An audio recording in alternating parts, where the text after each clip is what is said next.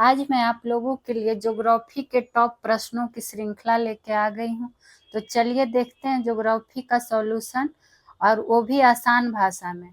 अभी तक अगर आपने हमारे चैनल को सब्सक्राइब नहीं किया है तो सब्सक्राइब कर लीजिएगा, और प्लीज़ वीडियो को देख के लाइक शेयर करना ना भूलें। तो चलिए आज देखते हैं ज्योग्राफी के खास प्रश्न में। पहला प्रश्न की ओर, विश्व की खारे पानी की सबसे बड़ी झील कौन सी है? तो हमारा पहला प्रश्न है कि विश्व की खारे पानी की सबसे बड़ी झील, तो ऑप्शन ए में है सुपीरियर झील। तो सबसे पहले सुपीरियर झील के बारे में जानते हैं कि ये किस पानी की है। तो जैसे विश्व के खारे पानी की सबसे बड़ी झील कौन सी है, तो ये हो जाएगी कैस्पियन सागर। तो कैस्पियन सागर ऑप्शन बी हमारा क्या हो जाएगा, राइट आंसर। और ये कहाँ है, तो रूस में।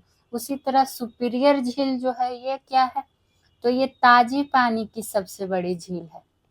अगर आपसे पूछ ले कि विश्व की ताजी पानी की सबसे बड़ी झील, तो क्या हो जाएगा, सुपीरियर झील।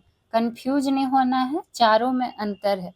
बात करेंगे बैकाल झील की, तो बैकाल झील से क्या है, अगर आपसे पूछ दे कि विश्व की गहरे पानी की सबसे बड़ी झील, तो ये गहरे पानी की सबसे बड़ी झील हो जाएगा। विश्व का लिखना जरूरी नहीं है, क्योंकि क्वेश्चन में आपका दिया हुआ है, तो आप लोग समझ जाइएगा कि क्या क्वेश्चन है। तो गहरे पानी की सबसे बड़ी झील जब कहेगा तो क्या हो जाएगा, बैकाल झील। और बान झील की बात करें तो बान झील क्या है, तो ये लवणता वाली झील है, जिसमें लवण की मात्रा। तो लवणता वाली झील अगर कहे कि विश्व में लवणता वाली झील में सबसे बड़ी कौन है, तो बान झील। बान झील कहाँ है, आप लोग सर्च करके देखिएगा, कुछ कुछ आप लोग भी दिमाग लगाइए। अब आइए क्वेश्चन नंबर 2 पे देखते हैं क्या है। भारत का कुल क्षेत्रफल कितना है? अब हम जानते हैं भारत के बारे में, हमारा प्यारा प्यारा भारत का क्षेत्रफल कितना है। तो भारत का क्षेत्रफल हो जाएगा कितना, 32,87,263 वर्ग किलोमीटर। किसी तरह से आप ध्यान में रख सकते हैं। तो ऑप्शन सी इसका क्या हो जाएगा, राइट आंसर हो जाएगा। वही भारत की जब बात करें तो क्षेत्रफल की दृष्टि से, किसकी दृष्टि से, तो क्षेत्रफल की दृष्टि से क्या है, भारत विश्व का क्या है, 7वां देश है। विश्व का 7वां देश है क्षेत्रफल की दृष्टि से, ये चीज ध्यान रखना है। और जनसंख्या की दृष्टि से अगर कहेगा तो, जनसंख्या की दृष्टि से कहेगा तो जनसंख्या की दृष्टि से क्या है, भारत दूसरे नंबर पे है। पहले नंबर पे कौन है, चाइना। तो ये चीज ध्यान में रखना है। 6100 किलोमीटर क्या है, जो आप लोग बताइए। तो 6100 किलोमीटर, चलिए हम ही बता देते हैं। 6100 किलोमीटर क्या है, भारत की मुख्य भूमि की तट रेखा लंबाई। अगर पूछे कि भारत की मुख्य भूमि की तट रेखा की लंबाई कितनी है, तो कितनी हो जाएगी, 6100 किलोमीटर। तो ये छोटा छोटा चीज आपको ध्यान में रख लेना है। वही अगर आपसे पूछ दे कि भारत के क्या कहता है, उत्तर से दक्षिण की ओर लंबाई कितने किलोमीटर है, तो कितनी हो जाएगा, 3214 किलोमीटर। बात करेगा अगर पूर्व से पश्चिम की, तो पूर्व से पश्चिम कितना है, तो ये है 2933 किलोमीटर। और ये सब सारे आपके एग्जाम में पूछे भी जा चुके हैं, और आगे भी पूछे जाएंगे। तो आप लोग ये सब प्रश्नों को इम्पोर्टेंट में रखें। चलिए आइए अब तीसरे प्रश्न की ओर बढ़ते हैं। भारत में सबसे बड़ा मिट्टी का वर्ग है। बात आ गई अब मिट्टी से प्रश्न का। तो आपको बता दें कि टॉपिक वाइज सेशन हर संडे स्पेशल को करवाया जाता है, सारे विषय का बारी बारी से करवाया जा रहा है।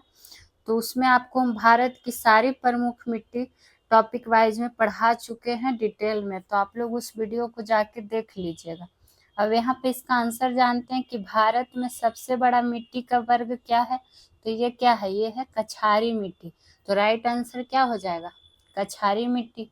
बात करेंगे अगर बलुई दोमट मिट्टी का, तो ये ऐसा मिट्टी होता है, देखिए क्वेश्चन आपसे क्या बन जाएगा कि ऐसा कौन सी मृदा है जिसकी जलधारण क्षमता सबसे कम होती है, जलधारण क्षमता सबसे कम होती है।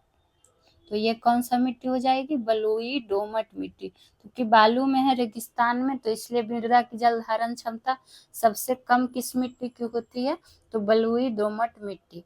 और ये सब सारे प्रश्न आपके लिए इम्पोर्टेंट है, तो आप लोग साथ ही साथ नोट डाउन भी करते चलिएगा कॉपी में, ताकि आपके पास भी अच्छे प्रश्नों का कलेक्शन तैयार हो जाए। अब बांगर मिट्टी की बात करें तो गंगा के मैदान की पुरानी कछारी मिट्टी ही क्या कहलाती है, गंगा के मैदान की क्या पुरानी कछारी मिट्टी जो कि क्या कहलाती है, बांगर मिट्टी कहलाती है। और नवीन क्या कहलाती है, खादर मिट्टी। एक बांगर एक खादर होता है ना। लेटेराइट मिट्टी, ये सब सारा आपको डिटेल में हम बता चुके हैं टॉपिक वाइज सेशन में। तो इसमें लेटेराइट मिट्टी में आपसे क्वेश्चन पूछ देता है कि चाय, काजू, इलायची, ये सब की जो खेती होती है तो ये किस मिट्टी के अंतर्गत, तो ये लेटेराइट मिट्टी में होती है। तो ये सब छोटा छोटा पॉइंट आपको ध्यान में रख लेना है। अब आइए क्वेश्चन नंबर 4 पे। नाम दफा राष्ट्रीय वन्य जीव अभयारण्य कहाँ है, तो ये नाम दफा राष्ट्रीय, ये काफी बार एग्जाम में पूछा गया है, रिपीट हुआ है बार बार। तो ये कहाँ है, ये आपका है अरुणाचल प्रदेश में। तो right answer option number A हो जाएगा। उसी तरह उत्तराखंड का 2 है जो बार बार एग्जाम में पूछा जाता है, तो कौन कौन, तो जान लेते हैं। पहला एक Jim Corbett park, Jim Corbett park है जो कहाँ है, तो उत्तराखंड में है। एक और कौन सा पूछा जाता है उत्तराखंड से ही, एक और पूछा जाता है नंदा देवी राष्ट्रीय उद्यान कहाँ है, तो ये भी कहाँ है, उत्तराखंड में। ठीक, बात करेंगे कि केरल में क्या है, केरल से क्या पूछता है, तो केरल का एक हाथी अभयारण्य, केरल का एक हाथी अभयारण्य है जो कहाँ, पेरियार में, केरल के पेरियार में पड़ता है। ये काफी बार एग्जाम में पूछा जा चुका है। बात करेंगे राजस्थान से क्या प्रश्न बनता है, तो राजस्थान से आपसे पूछ देगा कि भरतपुर केवला देव, कौन देव, भरतपुर केवला देव घाना पश्चिम बिहार किस राज्य में स्थित है। और आप लोग प्रीवियस ईयर क्वेश्चन उठा के देखिएगा, ये सब सारा क्वेश्चन पूछा हुआ है और बार बार रिपीट हुआ है, तो इसलिए इम्पोर्टेंट तो बनता है आपके लिए। अब आइए देखते हैं क्वेश्चन नंबर 5 में क्या है। क्वेश्चन 5 में है एक अक्षांश से लगभग कितनी दूरी निरूपित होती है, तो इसका राइट आंसर क्या हो जाएगा, 111 किलोमीटर।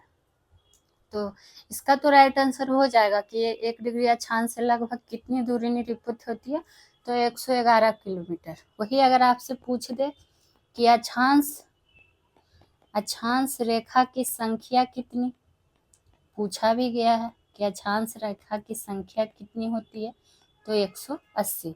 और वही बात कर देगा देशांतर रेखाओं की कुल संख्या कितनी होती है, देशांतर रेखा की कुल संख्या, तो ये कितना होता है, 360। बस, इसमें और कुछ जानने लायक नहीं था। अब आइए क्वेश्चन नंबर 6 पे। सूर्य का पृष्ठीय तापमान आंका गया है, यानी आपसे सीधा सीधी पूछ रहा है कि सूर्य का जो पृष्ठीय तापमान है वो कितना डिग्री है, तो ये कितना डिग्री सेल्सियस हो जाएगा, माफ कीजिएगा ऑप्शन बी होगा, लेकिन यहाँ 60,000 टाइप हो गया है, जबकि होना क्या चाहिए 6,000 डिग्री सेल्सियस। तो 6,000 डिग्री सेल्सियस इसको कर लीजिएगा, 1 जीरो ज़्यादा लग गया। बात करेंगे कि 5 बिलियन वर्ष क्या है, तो ये सूर्य का उम्र है, किसका, तो सूर्य की आयु कितने, 5 बिलियन वर्ष। और 8 मिनट 16.6 सेकेंड क्या, तो अगर आपसे क्वेश्चन क्या पूछ दे कि सूर्य से पृथ्वी तक पहुंचने में, ये क्वेश्चन बीपीएससी में बहुत बार पूछा गया कि सूर्य से पृथ्वी तक पहुंचने में प्रकाश को कितना समय लगता है, प्रकाश को लगा समय, तो ये कितना हो जाएगा, 8 मिनट 16.6 सेकेंड। ये चीज़ आप लोग ध्यान में रख लीजिएगा। अब आइए क्वेश्चन नंबर 7 पे। गोल्डन बीच कहाँ स्थित है, कौन बीच, तो गोल्डन बीच। तो कुछ बीच हैं जो हमारे एग्जाम के लिए इम्पोर्टेंट बनते हैं, तो जो गोल्डन बीच है ये आपका चेन्नई में है। ठीक, उसी तरह फ्रांस में कौन सा बीच है, तो फ्रांस का बार बार पूछा जाता है नॉर्मैंडी बीच, कौन बीच, नॉर्मैंडी बीच, जो कि फ्रांस में स्थित है। उसी तरह मुंबई का जुहू बीच, मुंबई घूमने जाइएगा ना तो जुहू बीच जाइएगा, मुंबई का जुहू बीच काफ़ी फेमस है। बात करेंगे केरल तट को ही क्या कहते हैं, एक चीज़ ध्यान रख सकते हैं कि जो केरल तट होता है वही क्या कहलाता है, मालाबार तट कहलाता है। तो केरल तट को ही क्या कहा जाता है, मालाबार तट कहा जाता है। अब आइए क्वेश्चन नंबर 8 पे। फैशन की नगरी का उपनाम है, यानी कि फैशन की नगरी सीधा सीधी किसे कहा जाता है, ये आपसे पूछ रहा है। तो ये आपको कहा जाता है पेरिस, यानी पेरिस जाइए घूमने तो फैशन ही फैशन आपको देखने के लिए मिलेगा। आप लोग भी कुछ फैशन सीख जाइएगा। तो पेरिस जाइए घूमने, फैशन की नगरी है भाई, तो घूम लीजिए। उसी तरह न्यूयॉर्क को क्या कहा जाता है, एम्पायर सिटी। कौन सिटी, एम्पायर सिटी। और ये काफ़ी महंगा शहर है, कौन, न्यूयॉर्क। तो एम्पायर सिटी किसे कहा जाता है, सिटी यानी कि शहर, तो ये कहा जाता है न्यूयॉर्क को।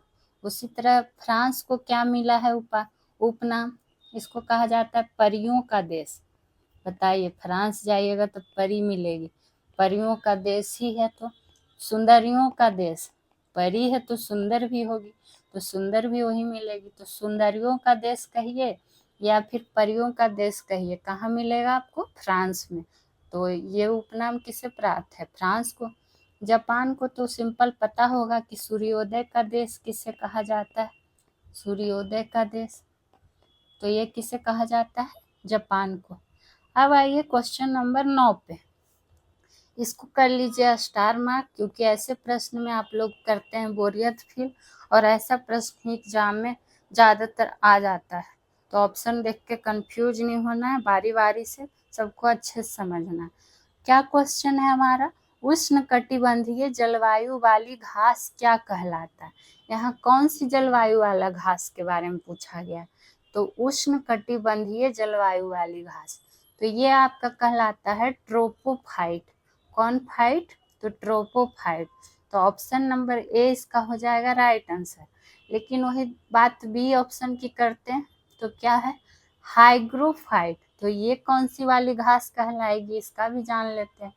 तो ये कहलाती है दलदली, दलदली उष्ण आर्द्रता वाली घास, यानी कि दलदली उष्ण आर्द्रता वाली जो घास रहेगी वो क्या कहलाएगी, हाइग्रोफाइट।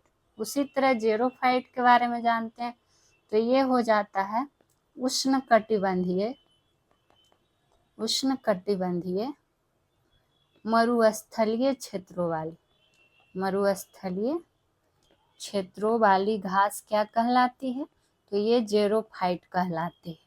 देखिए सिर्फ मरुस्थलीय जुट गया तो क्या हो गया, जेरोफाइट।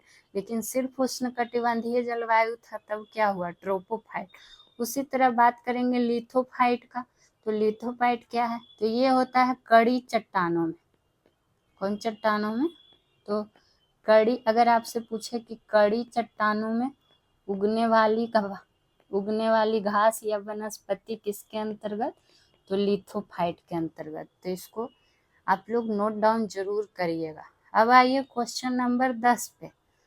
तो क्वेश्चन 10 में है क्या, पृथ्वी का सुरक्षा बल्ब किसे कहा जाता है।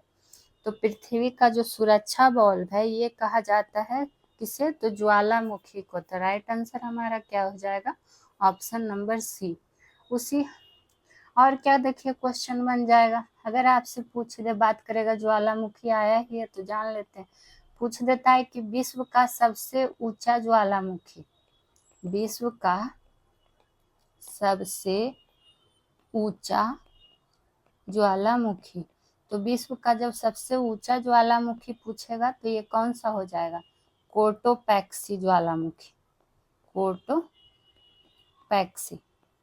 जो कि कहाँ है, तो इक्वाडोर में। ये चीज़ भी आपको ध्यान में रख लेना है। और क्या पूछ सकता है, अगर आपसे पूछते कि पृथ्वी का अधिकांश सक्रिय ज्वालामुखी कहाँ पाया जाता है, अधिकांश सक्रिय ज्वालामुखी, सक्रिय ज्वालामुखी कहाँ पाया जाता है, ये क्वेश्चन भी पूछ दे तो क्या हो जाएगा, प्रशांत महासागर में। कहाँ, तो प्रशांत महासागर में। ये चीज भी आपको ध्यान में रख लेना। और एक प्रश्न यहाँ पे ध्यान में रख लीजिए कि अगर आपसे कह दे, यहाँ पे जगह है तो यहाँ पे लिख देते हैं कि दुनिया का सर्वाधिक सक्रिय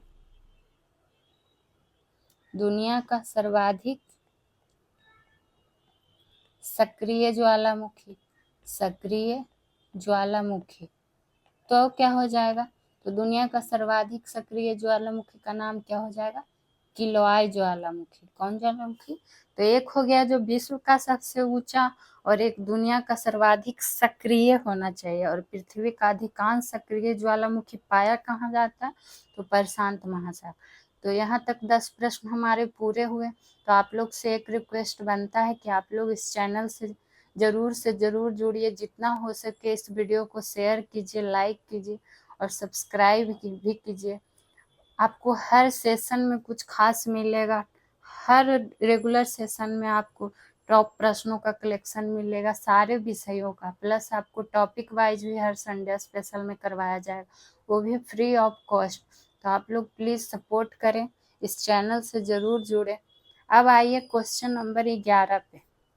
इनमें से ताले उद्योग से कौन सा नगर जुड़ा है, ये क्वेश्चन काफ़ी बार पूछा गया है कि ताला उद्योग से, स्पेशली ताला का, कि ताला उद्योग से कौन सा नगर जुड़ा है, तो ये कौन सा नगर जुड़ा है, ये आपका जुड़ा है अलीगढ़। अलीगढ़ कहाँ पड़ता है, तो ये आपका यूपी में यानी कि उत्तर प्रदेश में पड़ता है। उसी तरह अगर आपसे पूछ दे कि रेलवे इंजन उद्योग से कौन नगर जुड़ा है, तो ये कौन जुड़ा है, चित्तरंजन, जो कि है कहाँ, तो पश्चिम बंगाल में है चित्तरंजन। और ये किस उद्योग से जुड़ा है, तो रेलवे इंजन उद्योग से। और ये सब आपके लिए बहुत इम्पोर्टेंट है, तो आप लोग ध्यान में रखिएगा। अंकलेश्वर, तो अंकलेश्वर आपका कहाँ पड़ता है, गुजरात में। और ये किस उद्योग से जुड़ा है, ये नगर जान लेते हैं, तो ये आपका खनिज तेल से। उसके बाद बात करेंगे फिरोजाबाद का, तो ये कहाँ पड़ता है, यूपी में। और ये किस उद्योग से जुड़ा है, तो ये आपका पीतल बर्तन से। किससे, पीतल बर्तन। इसमें देखिए एक ताला का बार बार पूछा गया है और एक ये अंकलेश्वर खनिज तेल वाला का पूछा गया है, तो ये दोनों को तो एकदम मत भूलिएगा। सोच रहे हैं आपको इम्पोर्टेंट तो दिया ही जा रहा है, आपको बताया भी जा रहा है कि इसमें भी और क्या इम्पोर्टेंट बन सकता है। अब आइए क्वेश्चन नंबर 12 पे। 12 में क्या है देख लेते हैं। भारत का सबसे बड़ा उद्योग कौन सा है, देखिए ये भी उद्योग से संबंधित प्रश्न आ गया। तो जो भारत का सबसे बड़ा उद्योग है वो है क्या, कपड़ा उद्योग। ठीक, उसी तरह सोने का रेशा किसे कहा जाता है, तो जूट को कहा जाता है। सोने का रेशा किसे कहा जाता है, तो वो जूट को कहा जाता है।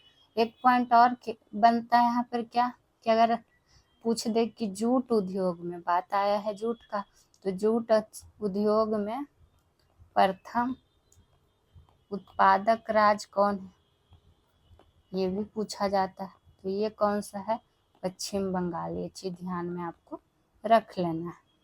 बात करेंगे अखबार का, तो ये नेपानगर में अखबार का उद्योग पड़ता है, फेमस है नेपानगर में। ठीक, सीमेंट का कहाँ, तो कटनी कहाँ पड़ता है, तो एमपी में। इसका उद्योग है कहाँ का, सीमेंट का। ठीक है, अब आगे बढ़ते हैं क्वेश्चन नंबर 13 पे, देखते हैं कि 13 में क्या है। डीजल लोकोमोटिव वर्क्स टेल कारखाना कहाँ स्थित है। अब देखिए डीजल लोकोमोटिव वर्क्स टेल कारखाना आपसे पूछ लिया गया है, जो कि बार बार पूछा गया। ये आपका है वाराणसी में, तो राइट आंसर क्या हो जाएगा हमारा, वाराणसी, ऑप्शन नंबर डी। उसी तरह कपूरथला में क्या है फेमस, तो रेल कोच फैक्ट्री। ये ऐसा प्रश्न हो सकता है आपको मिलान के रूप में दे दे, या कथन कारक के रूप में दे दे, किसी भी रूप में दे सकता है, या फिर सिर्फ क्वेश्चन आंसर के रूप में दे दे, जैसे कि अभी दिया हुआ है। तो किसी भी रूप में दे दे, आपको ध्यान रहेगा तो आप लोग आराम से एक नंबर पा सकते हैं। रायबरेली में क्या, तो रायबरेली में तीसरी रेल कोच फैक्ट्री है। तो कोच फैक्ट्री रेल कोच, लेकिन कौन सी, तो तीसरी रेल कोच फैक्ट्री, तीसरी रेल कोच फैक्ट्री। ठीक। पेराम्बूर से क्या जान सकते हैं, तो पेराम्बूर से पूछा जाता है कि इंड्रीगल कोच फैक्ट्री। देखिए थोड़ा सा का अंतर है, तो बस कंफ्यूज नहीं होना। इतना बार आप लोग प्रैक्टिस कर लीजिए, वीडियो देखिए, प्लस खुद से नोट्स तैयार करिए, फिर आप उसको रिवीजन करिए, देखिए आपका क्वेश्चन गलत नहीं होगा। तो ये था क्वेश्चन 13। अब आइए क्वेश्चन नंबर 14 पे। एस्किमो जनजाति कहाँ निवास करती है, तब आपका आ गया जनजाति से क्वेश्चन। तो एस्किमो जनजाति कहाँ निवास करती है, तो ये करती है इग्लू में।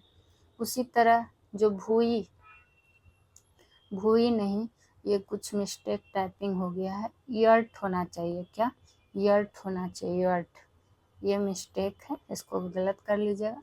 तो ये यर्ट में कौन जनजाति निवास करती है, तो ये करती है किर्गिज जनजाति, किर्गिज जनजाति। देख रहे हैं जैसा प्रश्न है उसी से संबंधित सारे ऑप्शन है। एक प्रश्न है लेकिन चारों ऑप्शन का भी आपको सॉल्यूशन करवाया जा रहा है, तो सोच लीजिए कि कितना प्रश्न आपका एक क्वेश्चन में ही बन रहा है। तो ये सब ध्यान रखिएगा, छोटा छोटा चीज को। बात करेंगे कि टेपी है जो किसका निवास करती है, मतलब इसमें कौन सी जनजाति निवास करती है, तो रेड इंडियन जनजाति। उसी तरह कराल होना चाहिए, टाइपिंग मिस्टेक हो जाता है। यहाँ कौन सी जनजाति, तो मसाई जनजाति। ठीक, ये था आपका जनजाति से प्रश्न। अब आइए क्वेश्चन नंबर 15। इनमें से कोलकाता के वास्तुकार कौन है। देख लीजिए आज ज्योग्राफी का सेशन है, आगे किसी और विषय का सेशन मिलेगा आपको, और सब में आपको इम्पोर्टेंट प्रश्नों का कलेक्शन दिया जाएगा। तो आप लोग रेगुलर देखा कीजिए और पूरा वीडियो देखा कीजिए। तो कोलकाता के वास्तुकार कौन है, तो कोलकाता शहर के जो वास्तुकार हैं ये हो जाएंगे कौन, तो जॉब चरनाक। कौन हो जाएंगे, जॉब चरनाक। तो ऑप्शन डी हमारा राइट आंसर हो जाए। उसी तरह ऑप्शन ए में क्या है, सर हर्बर्ट बेकर। तो ये किसके वास्तुकार हैं, तो ये सब इम्पोर्टेंट वास्तुकार हैं। तो ये हैं संसद भवन के, किसके, संसद भवन के, जो कि कहाँ है, तो नई दिल्ली में। और संसद भवन का वर्तमान नाम बदलकर क्या कर दिया गया है, वर्तमान नाम बदलकर क्या कर दिया गया है, तो संविधान सदन, ये चीज भी ध्यान में रख लेना है। तो सर हर्बर्ट बेकर जो है संसद भवन के वास्तुकार हैं। उसी तरह सर एडविन लुटियंस हैं जो किसके वास्तुकार है, तो ये नई दिल्ली, यानी कि ये नई दिल्ली शहर के वास्तुकार अगर आपसे पूछे तो ये दोनों में ऑप्शन ए बी में कंफ्यूजन क्रिएट नहीं करना। ये सर हर्बर्ट बेकर रहेंगे तो जो संसद भवन, और सर एडविन लुटियंस रहेंगे, सिर्फ लुटियंस ही ध्यान में रखिए कि जो कि नई दिल्ली, और बेकर याद रखिए कि संसद भवन। उसी तरह विद्याधर जो थे ये जयपुर नगर के वास्तुकार हैं, वही जिसे क्या कहा जाता है, पिंक सिटी, गुलाबी शहर। पिंक सिटी किसे कहा जाता है, तो जयपुर का, और उसके वास्तुकार कौन है, तो विद्याधर। अब बढ़ते हैं क्वेश्चन नंबर 16 पे। विश्व में सबसे ऊंची राजधानी कौन सी है। अब बताइए, विश्व से क्वेश्चन आ गया कि जो सबसे ऊंचा राजधानी कौन सा है, तो ये कौन सा है विश्व की सबसे ऊंची राजधानी, लापाज। लापाज कहाँ है आपका पड़ता है, तो बोलीविया में। कहाँ, बोलीविया में। ठीक। उसी तरह अगर आपसे पूछ दे कि विश्व में सबसे गर्म प्रदेश कौन सा है, सोच रहे हैं सारा विश्व में है तो कितना इम्पोर्टेंट बनता है। तो विश्व में सबसे गर्म प्रदेश, तो ये कौन सा हो जाएगा, अल अजीजिया। ठीक। पेंटागन की बात करें तो इससे क्या क्वेश्चन बनता है, तो इसमें विश्व में सबसे बड़ी विश्व में सबसे बड़ी क्या है? कार्यालय इमारत है।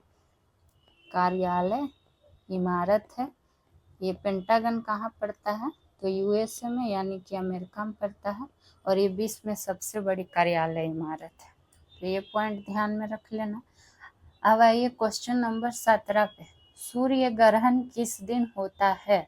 तो जो सूर्य ग्रहण होता है, ये तो आप लोग आमतौर पे भी ध्यान में रख सकते हैं कि अमावस्या के दिन होता है। तो ऑप्शन ये इसका क्या हो जाएगा?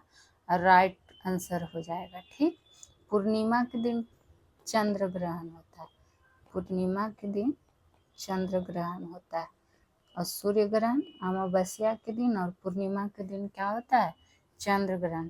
लेकिन जब चंद्रमा और सूर्य के बीच में पृथ्वी आ जाता है, तब कौन सा ग्रहण लगता है? जब ये क्वेश्चन पूछा गया है कि जब चंद्रमा और सूर्य के बीच पृथ्वी आ जाए तब कौन सा ग्रहण लगता है? तो लगता है चंद्र ग्रहण। ठीक। तो ऐसे करके ध्यान में रख सकते हैं। MES, M से मून, E से अर्थ, S से सन। तो बीच में कौन आ गया? अर्थ आ गया। और M से मून यानी चंद्रमा और सूर्य के बीच में कौन आ गया? पृथ्वी जब आ जाएगा तो चंद्र ग्रहण लग जाएगा। लेकिन जब वही पृथ्वी और सूर्य के बीच में चंद्रमा आ जाएगा, यानी कि पृथ्वी इधर हो जाएगा, EMS उल्टा हो जाएगा।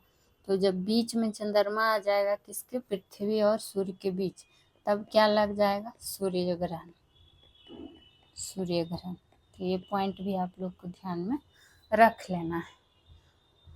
चलिए अब आइए क्वेश्चन नंबर 18 पे।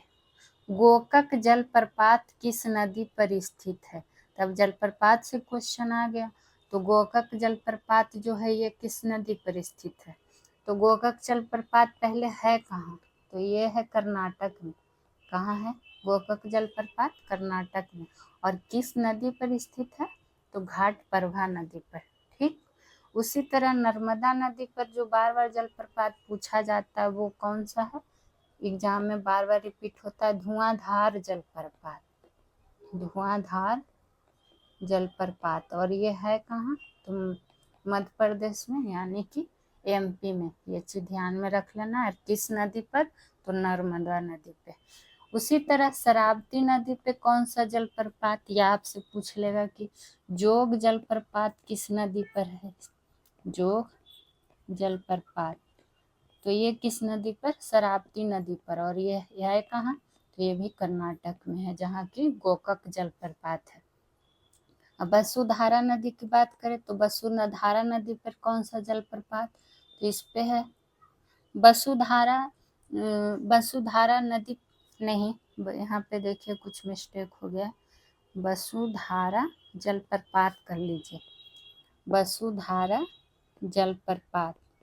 और वसुधारा जलप्रपात जो है ये किस नदी पर स्थित है? तो अलकनंदा नदी पर। कौन नदी पे? अलकनंदा नदी पर। और वसुधारा जलप्रपात है कहाँ? तो उत्तराखंड में। तो ये जलप्रपात और उससे संबंधित राज्य और उससे संबंधित नदी इस प्रश्न में यही थे। तो आप लोग से देखिए एक चीज और कहना चाहेंगे कि अगर इस सेशन से संबंधित आपका कोई भी सुझाव हो, कोई प्रश्न हो, तो आप लोग कमेंट सेक्शन में कमेंट जरूर कीजिए और वीडियो को लाइक जरूर किया कीजिए। अब आइए क्वेश्चन नंबर 19 पे। चिपको आंदोलन से संबंधित व्यक्ति कौन सा है? तो जो चिपको आंदोलन से संबंधित व्यक्ति हैं उनका नाम क्या है? सुंदरलाल बहुगुणा। ठीक। उसी तरह अगर आपसे पूछ दे कि बिश्नोई आंदोलन से संबंधित व्यक्ति कौन आंदोलन? तो बिश्नोई आंदोलन। तो बिश्नोई आंदोलन से संबंधित व्यक्ति कौन हो जाएगी? अमृता देवी बिश्नोई। इनके तो प्रश्न में ही आंसर छिपा हुआ है, बिश्नोई बिश्नोई। तो देख के आप लोग को तुरंत ध्यान आ जाएगा। उसी तरह बात करेंगे अगर आपसे पूछ दे नर्मदा बचाओ आंदोलन, और ये सब ही मुख्य आंदोलन है जो कि एग्जाम में बार बार रिपीट होते हैं। तो जब पूछ दे कि नर्मदा बचाओ आंदोलन से संबंधित व्यक्ति का नाम क्या क्या आ जाएगा? तो एक मेघा पाटेकर और बाबा आमटे, ये दोनों नाम आप ध्यान में रखिएगा। ये बहुत इम्पोर्टेंट प्रश्न है आपके लिए। सुंदरलाल बहुगुणा जान ही गए कि चिपको आंदोलन से संबंधित है। कल्याण सिंह रावत की बात करेंगे तो ये किस आंदोलन से, ये आपका मैती आंदोलन से संबंधित है। कौन आंदोलन, तो मैती आंदोलन। तो ये तीनों का नाम आप लोग सुने होंगे, ऑप्शन ए बी सी वाला, लेकिन डी वाला शायद बहुत कम लोग सुने होंगे, तो इसको ध्यान में रख लीजिएगा कि कल्याण सिंह रावत है जो मैती आंदोलन से संबंधित है। अब आइए क्वेश्चन नंबर 20 पे, भाखड़ा नांगल परियोजना किस नदी पर है। तो कुछ परियोजना है जो इम्पोर्टेंट बनते हैं एग्जाम में बार बार। तो ये भाखड़ा नांगल परियोजना किस नदी पर है, ये आपका है सतलज नदी पे। सतलज भाखड़ा नांगल परियोजना किस नदी पर है, तो सतलज पे है। और कहाँ पड़ेगा, तो पंजाब में, ये चीज़ ध्यान में रख लेना है। उसी तरह महानदी, महानदी पर बात करेंगे कि कौन सा परियोजना है जो कि बनेगा इम्पोर्टेंट। तो महानदी पर कौन सा, हीराकुंड बांध है, हीराकुंड बांध है जो कि महानदी पे पड़ेगा, महानदी पर स्थित है। और ये कहाँ है, तो उड़ीसा में। ठीक, उसी तरह भागीरथी पर कौन सा बांध या परियोजना, तो टिहरी बांध परियोजना।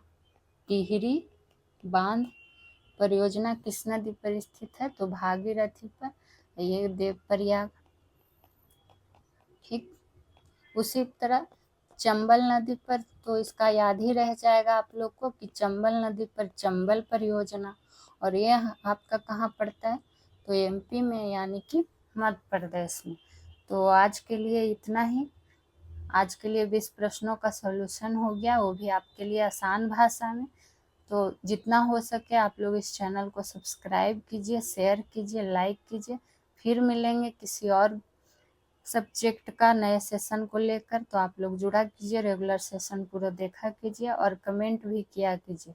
तो तब तक के लिए खुश रहिए, मस्त रहिए, फिर मिलेंगे। Thank you.